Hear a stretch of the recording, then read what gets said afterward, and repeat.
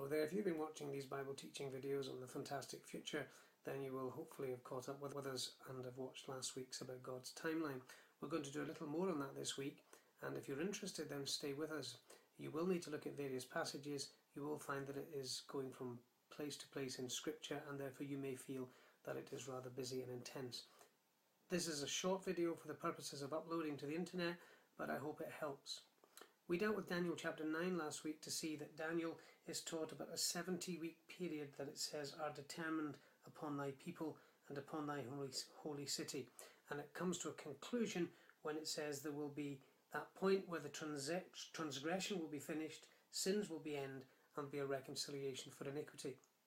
That is 70 weeks of years, and we did look back to see in other scriptures that the idea of a heptap, of the fact that 70 weeks of years is not abnormal in the teaching of Scripture, and we went back to see Genesis chapter 29 and Leviticus 25 and 26 to prove that point. I'm going to leave you to have a look at that for yourself. But I want to read further in Daniel chapter 9 to illustrate the point here. It says, verse 25, Know therefore and understand that from the going forth of the commandment to restore and to build Jerusalem until Messiah the Prince shall be 7 weeks and 62 weeks, that's 69 weeks, and the street shall be built again, and the wall even in troublous times. And after the 62 weeks shall Messiah be cut off, but not for himself.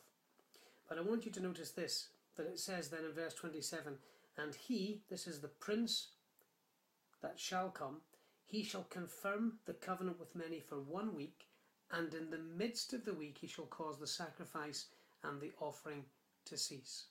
So you'll notice here he's talking about a final week. 69 weeks are mentioned in verse 25. There is a final week, there is a gap, and we're in that gap today between the 69th week being completed.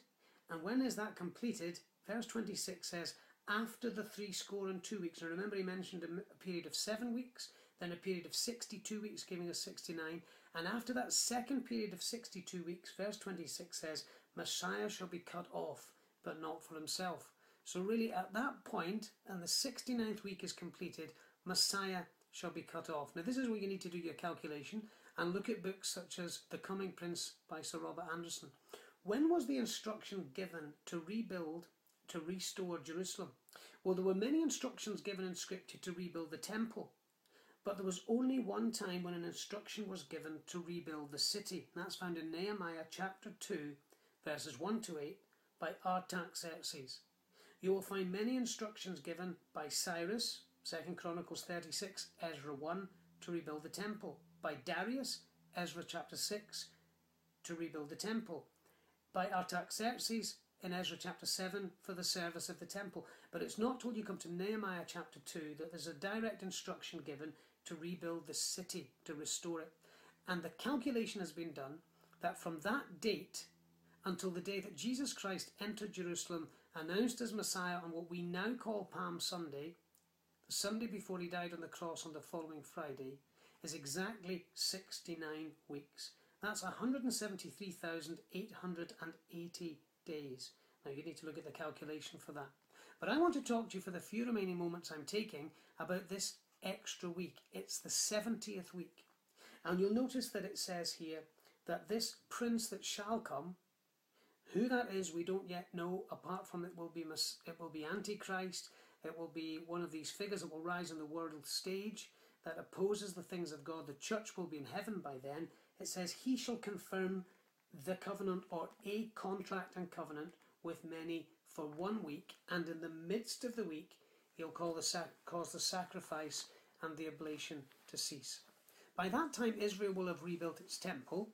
There will be sacrifices that will be taking place again, and this man who is to come, who will rise on the world stage, will make a contract with Israel for 1 week, and in the middle of the week, so that's 3.5 years in, he will cause it to cease. Now you might say, how can you be so precise about that? And all I want to do for the last couple of minutes is take you to some verses in Scripture that actually tell us about those periods of 3.5 years and 7 years. For instance, Daniel chapter 7 says this in verse 25.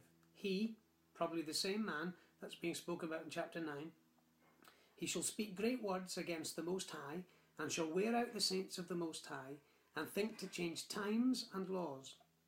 And they shall be given into his hand until a time and times and the dividing of time. And if you take time as a year there, time, 1, and times, 2, makes 3, and dividing of time, half. Come to the book of Revelation and chapter 12.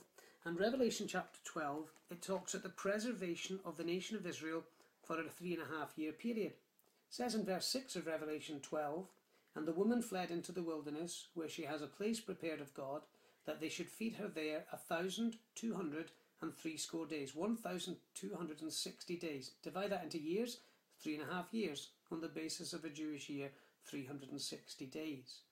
Come further down the chapter, and it will say to us there, if I just look at the reference here, verses 13 and 14, verse 14 it says, and to the woman were given 2 wings of a great eagle, that she might fly into the wilderness, into her place where she is nourished for a time, and times, and half a time from the face of the serpent. There's that thing again, a time, 1 year, times, 2 years, making 3, and half a time.